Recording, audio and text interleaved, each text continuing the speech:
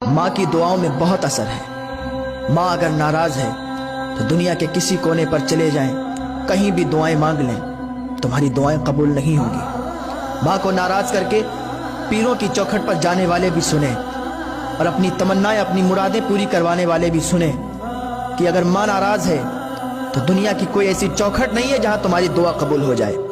अरे माँ की दुआ में तो इतना असर है कि माँ की दुआ जंजीरें भी तोड़ देती है।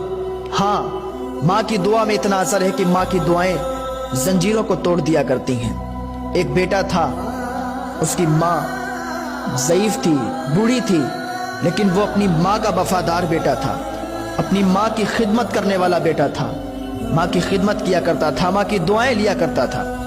एक दिन कुछ सिपाही उसे पकड़ के ले गए और उसको हथकड़ियां डाल दी, जंजीरें डाल दी। इधर इसकी माँ बेचैन हुई। जब रात को बेटा घर पे नहीं आया तो इसकी माँ बेचैन हुई कि आखिर मेरा बेटा कहाँ चला गया, मेरा बेटा कहाँ चला गया, क्या हुआ मेरे बेटे को। इसकी माँ रोने लगी। इसकी माँ की आंख में आंसू आ गए और उसने अल्लाह की बारगाह में हाथ उठा दिए, ऐ मेरे परवरदिगार, मेरा बेटा जहां भी हो उसे सलामती के साथ मेरे पास वापस लौटा दे। या अल्लाह, मेरे बेटे के सिवा मेरा कोई नहीं है। या अल्लाह, मेरे बेटे को मुझे वापस कर दे। जब इतनी दुआ की तो उसके जंजीरें जो पड़ी हुई थी ना पैरों में, टूट गई। अल्लाह अकबर। जंजीरें टूटी। सिपाहियों ने एक राहिब को बुलाया कि इसकी जंजीरें क्यों टूट गई। राहिब ने देखा और उससे कहा, क्या तेरी माँ जिंदा है? उसने कहा, हाँ, मेरी माँ जिंदा है। राहिब ने कहा सिपाहियों से, 1 लाख भी जंजीरें ना इसके पैर में डाल दो, इसके पैर की जंजीरें ऐसे ही टूटती रहेंगी। सिपाहियों ने कहा, क्या बात है, क्यों टूटती रहेंगी? राहिब ने कहा, इसकी माँ जिंदा है।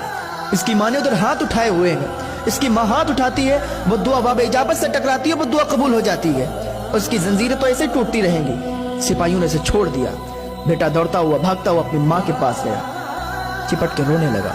तो माँ की दुआओं में इतना असर है। आजकल लोग अपनी माँ को नाराज करके पीरों की चौखट पर अपनी दुआएं कबूल करवाने के लिए जाते हैं। मैं कहता हूँ कभी नहीं कबूल होंगी। अगर अपने माँ और बाप को नाराज करके दूसरों की चौखट पर जाके दुआ कबूल करवाना हो तो कभी नहीं कबूल होगी।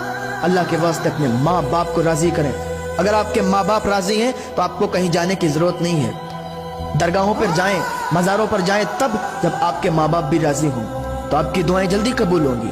अपने माँ बाप को राजी करके फिर कहीं भी चले जाएं, आप कामयाब हैं। और अगर आपके माँ बाप नाराज हैं तो फिर कहीं आपको कामयाबी मिलने वाली नहीं है। कामयाबी तो आपके माँ बाप के कदमों के नीचे है।